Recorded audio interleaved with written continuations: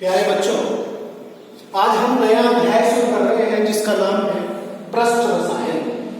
इस चैप्टर में ये चैप्टर 3 भागों में बांटा गया है। पहला भाग है अधिशोषण, दूसरा है उत्प्रेरण, तीसरा है कोलाइडिंग अवस्था। तो पहले हम जो डिस्कस करेंगे वो करेंगे अधिशोषण।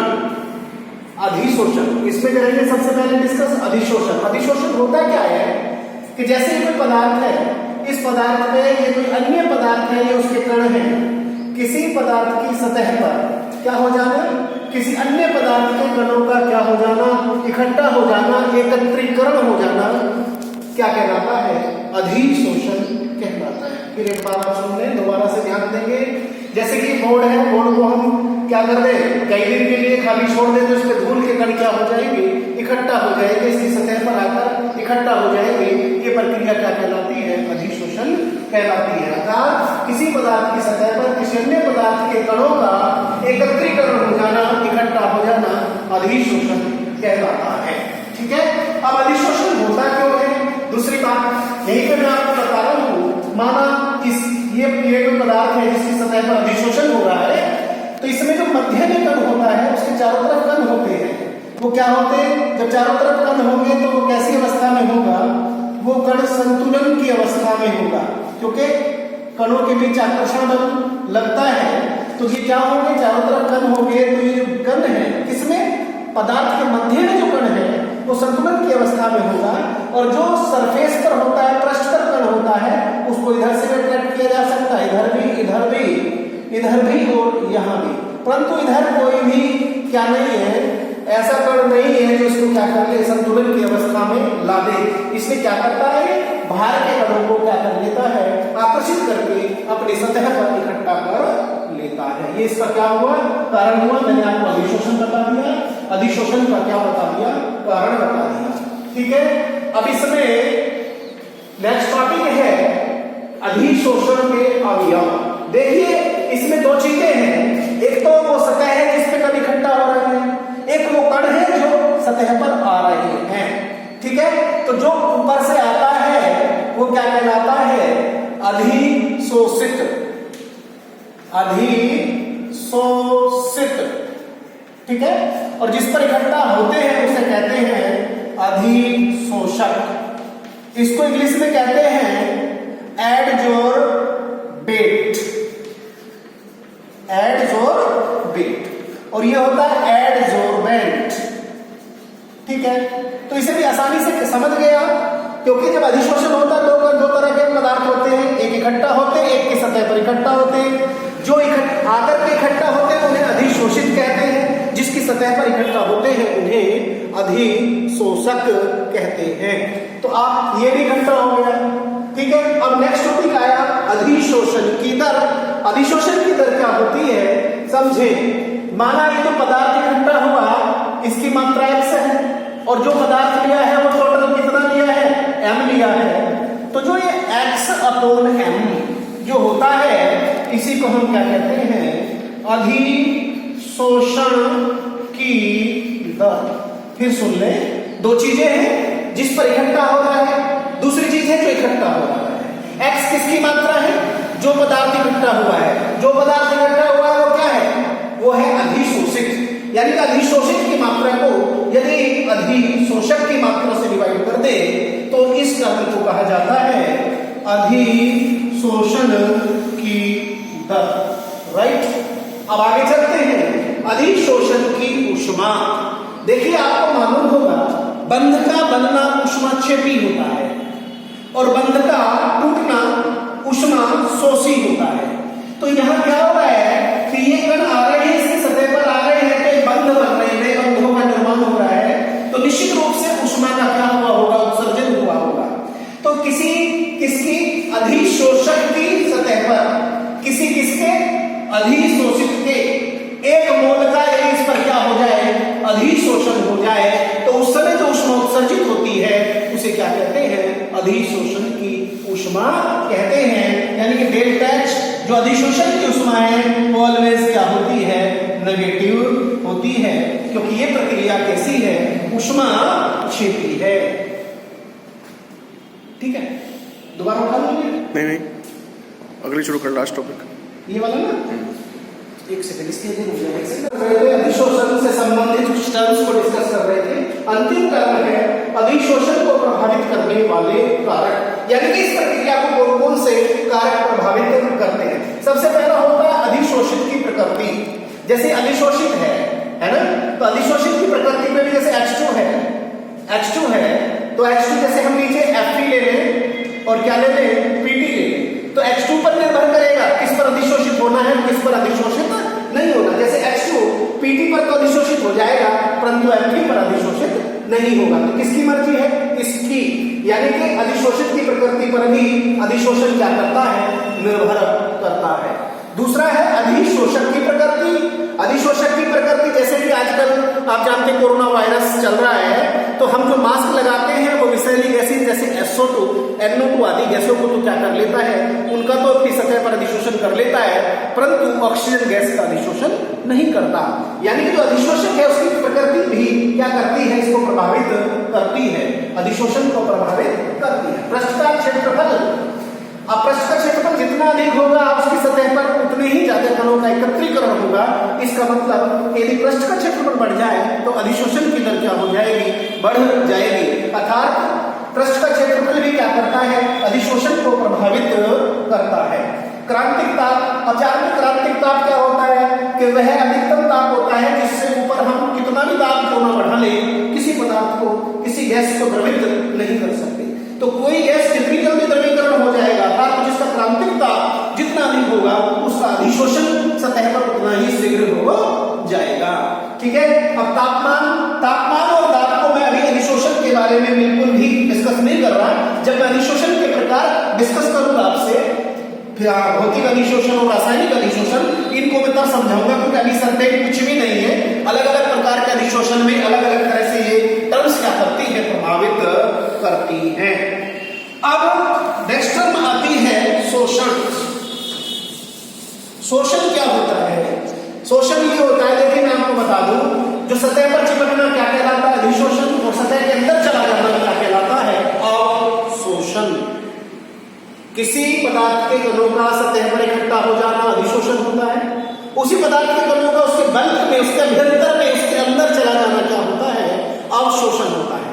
यदि दोनों प्रक्रियाएं समान चल रही हो, संग संग चल रही हो, साथ साथ चल रही हो, तो इस प्रक्रिया को क्या कहा जाता है, अवशोषण कहा जाता है। ठीक है, अब फिर नेक्स्ट टर्म क्या है, अवशोषण।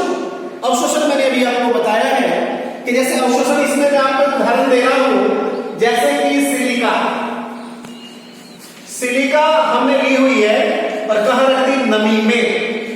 तो सिलिका को जब नमी के रखते हैं तो सिलिका के केवल सतह पर नमी का क्या होता है, इकट्ठी होती है, उसके अंदर इकट्ठी नहीं होती। ये प्रक्रिया क्या है, अधिशोषण है। और यदि हम क्या करें, इसमें CaCl2 रख दें और इसको भी नमी में रख दें, तो क्या होगा, CaCl2 के अंदर तक नमी क्या हो जाएगी, पहुंच जाएगी। ये प्रक्रिया क्या है, अवशोषण है। यानी कि अवशोषण एक बल्क फिनोमिना है जो अभ्यंतर के अंदर घटित होता है। अब हम आपको बता रहे हैं अधिशोषण एवं अवशोषण में अंतर। देखिए, अधिशोषण के बारे में मैंने आपको बताया, किसी पदार्थ की सतह पर किसी अन्य पदार्थ के कणों का एकत्रीकरण हो जाना क्या कहलाता है, अवशोषण कहलाता है। और किसी पदार्थ के अंदर इंटीरियर में, बल्क में जाके किसी पदार्थ का पहुंच जाना क्या कहलाता है, अवशोषण कहलाता है। मतलब कि ये तो एक सरफेस फिनोमिना है और ये एक बल्क फिनोमिना है। सबसे पहली बात, ये सतह पर होता है, ये पदार्थ के अंदर होता है। दूसरा, अधिशोषण की प्रक्रिया जब स्टार्ट होती है तो प्रारंभ में तो ये तेज गति से होती है, तीव्र गति से होती है, लेकिन समय के साथ साथ ये धीमी पड़ जाती है। जबकि अवशोषण जो है वो प्रारंभ से अंत तक समान दर से चलता रहता है। तीसरा उदाहरण, जैसे कि किस पर, सिलिका की सतह पर नमी का अधिशोषण हो जाना, और अवशोषण जैसे कि किसी कैल्शियम क्लोराइड के इंटीरियर में, बल्क में नमी का पहुंच जाना। That's all. कल हम पढ़ रहे थे अधिशोषण, और अधिशोषण से संबंधित टर्म हमने कल डिस्कस की। आज हम आपको पढ़ा रहे हैं अधिशोषण के प्रकार। मैं आपको बता दूं कि अधिशोषण दो प्रकार का होता है। पहला भौतिक अधिशोषण और दूसरा होता है रासायनिक अधिशोषण। अब हम दोनों को बारी बारी से पढ़ाएंगे। पहले डिस्कस करते हैं भौतिक अधिशोषण। ठीक है, तो भौतिक अधिशोषण को इंग्लिश में फिजिकल एडजॉर्प्शन या फिजियोजोरप्शन भी कहते हैं। ठीक है, अब होता क्या है भौतिक अधिशोषण? आप जानते हैं किसी पदार्थ के सरफेस पे किसी अन्य पदार्थ के कणों का एकत्रीकरण हो जाना अधिशोषण कहलाता है। तो जब कोई जो अधिशोषित होता है, जिसका अधिशोषण होता है वो अधिशोषित कहलाता है, जिस पर अधिशोषण होता है वो अधिशोषक कहलाता है। तो जब अधिशोषक व अधिशोषित आपस में वांडरवाल, दुर्बल वांडरवाल बल, दुर्बल वांडरवाल बल द्वारा जुड़े होते हैं, जब अधिशोषित व अधिशोषक एक दूसरे से दुर्बल वांडरवाल बल द्वारा जुड़े होते हैं, तो उस समय अधिशोषण को भौतिक अधिशोषण कहते हैं या फिजिकल एडजॉर्प्शन कहते हैं। ठीक है, अब इनके गुण क्या होते हैं, इनकी खासियत क्या होती है, उनके बारे में डिस्कस करते हैं। अब सबसे पहले हम डिस्कस कर रहे हैं अविशिष्ट प्रकृति। अविशिष्ट प्रकृति का मतलब है कि जैसे कि ये है, ये कोई सरफेस है, ये सरफेस ए है और ये सरफेस बी है। ठीक है, इस पर हम कोई अधिशोषण करा रहे हैं किसी पार्टिकल का, तो वो इस पर भी अधिशोषित हो सकता है, इस सरफेस पर भी क्या हो सकता है, अधिशोषित हो सकता है। यदि ये कौन सा अधिशोषण है, भौतिक अधिशोषण है, यानी कि इसकी विशिष्ट प्रकृति नहीं है, अविशिष्ट प्रकृति है। किसी भी अधिशोषित को किसी भी अधिशोषक के ऊपर क्या कराया जा सकता है, एकत्रित कराया जा सकता है, उसका अधिशोषण कराया जा सकता है।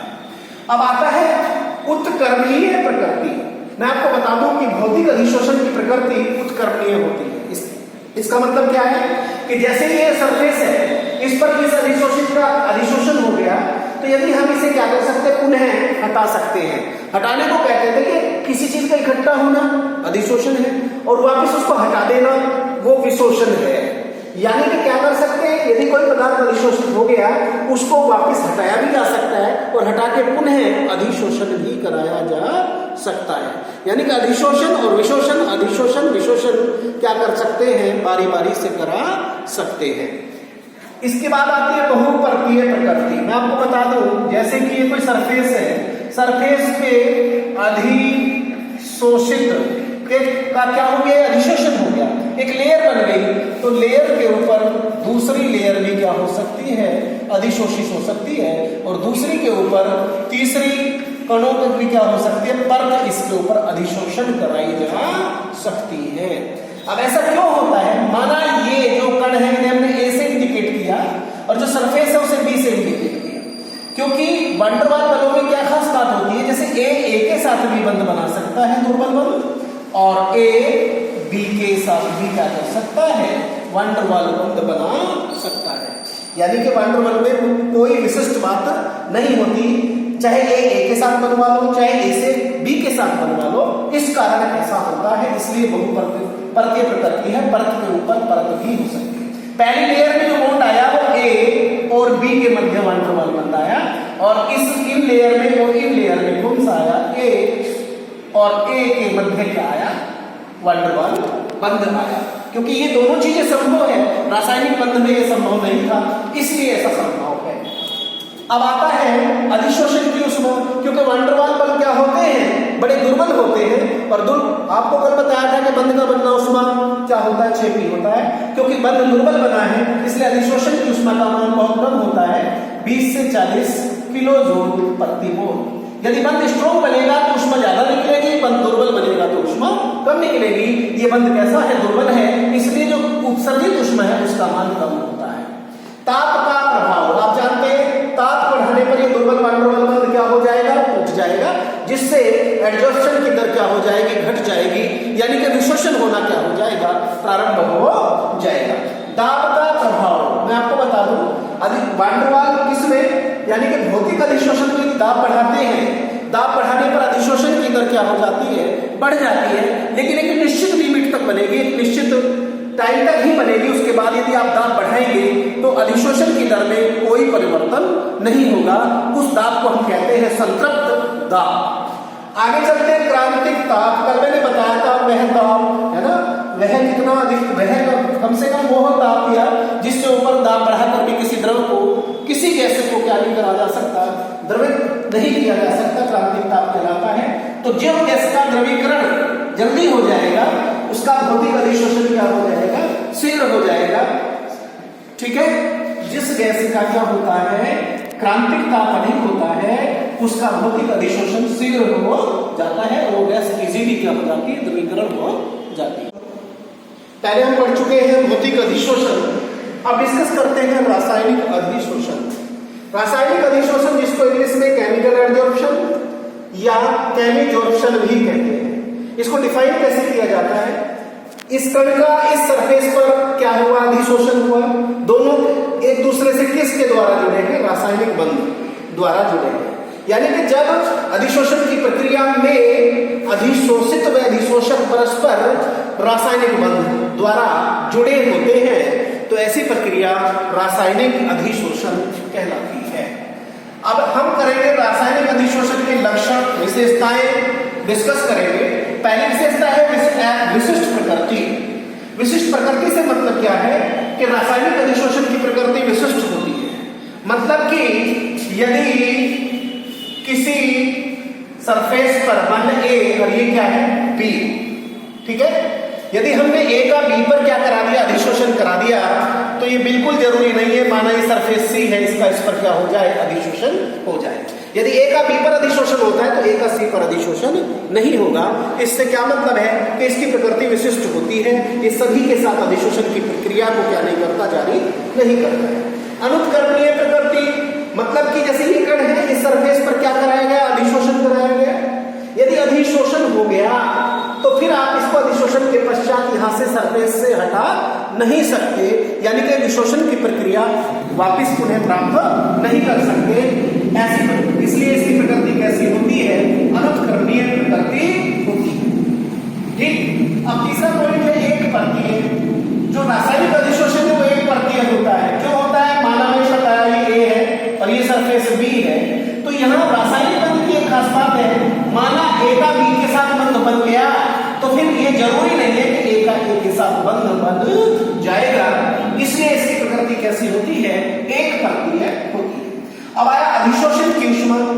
रासायनिक अधिशोषण के अधिशोषण की ऊष्मा का मान उच्च होता है। क्यों होता है, क्योंकि जो रासायनिक बंध है वो प्रबल है और बंध का बनना ऊष्मा क्षेपी है। प्रबल बंध बनेगा तो ऊष्मा जो निकलेगी, रिलीज होगी, उत्सर्जित होगी, उसका मान भी क्या होगा, अधिक होगा। और ये लगभग कितना होता है, 400 किलो जूल पर मोल होता है। ठीक है, अब आता है ताप का प्रभाव। देखिए, यदि ताप बढ़ा दे तो रासायनिक अधिशोषण में प्रारंभ में तो क्या होगा, उसकी दर में वृद्धि होगी। ठीक है, यदि आप ताप लगातार बढ़ाते चले गए तो एक टाइम ऐसा आएगा कि विशोषण, रासायनिक बंध क्या हो जाएंगे, टूट जाएंगे, विशोषण हो जाएगा और उसमें कोई वृद्धि, यानी कि अधिशोषण की दर में क्या आनी शुरू हो जाएगी, कमी आनी शुरू हो जाएगी।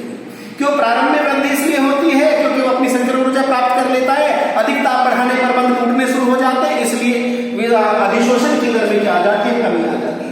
और मैं आपको बताऊं, दाब का रासायनिक अधिशोषण पर कोई प्रभाव नहीं पड़ता है और न ही क्रांतिक ताप का रासायनिक अधिशोषण पर कोई प्रभाव पड़ता है।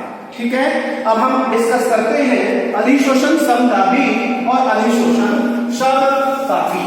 जरा ध्यान से आप देखेंगे, अब हम पढ़ा रहे हैं अधिशोषण समदाबी। अधिशोषण समदाबी यानी कि जब हम समदाबी, समदाबी मींस टेम्परेट, दाब क्या कर दे, पी क्या कर दे, स्थिर कर दे, x अपॉन m व t के मध्य क्या कर दे, ग्राफ खींच दे। क्या खींच दे, ग्राफ। तो उसको क्या कहते हैं, अधिशोषण समदाबी कहते हैं। स्थिर दाब पर जब x अपॉन m यानी अधिशोषण की दर व t के मध्य ग्राफ खींचा जाता है तो उसको हम क्या कहते हैं, अधिशोषण समदाबी कहते हैं। ठीक है, अब देखिए सबसे पहले मैं जैसे कि यहां मैंने लिया x अपॉन m अधिशोषण की दर, यहां लिया मैंने क्या, t।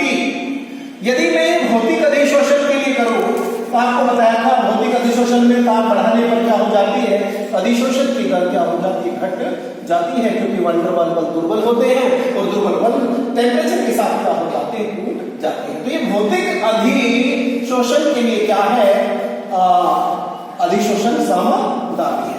यदि यही हम रासायनिक अधिशोषण के लिए करें, रासायनिक अधिशोषण,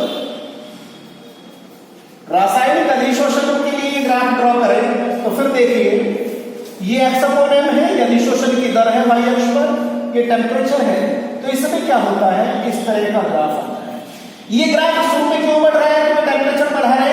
तो जो अभिकारक है, जो अधिशोषित कण है, वो टेम्परेचर बढ़ाने पर आवश्यक संचरण ऊर्जा प्राप्त कर लेते हैं। लेकिन एक हद तक फिर क्या, यदि टेम्परेचर लगातार बढ़ाएंगे तो जो प्रबल बंध बना है अधिक ताप की उपस्थिति में ब्रेक हो जाएगा, जिससे अधिशोषण की दर में क्या आ जाएगी, कमी आ जाएगी। अब इसके बाद हम डिस्कस करते हैं अधिशोषण समतापी। अधिशोषण समतापी यही पे समझा देते हैं आपको।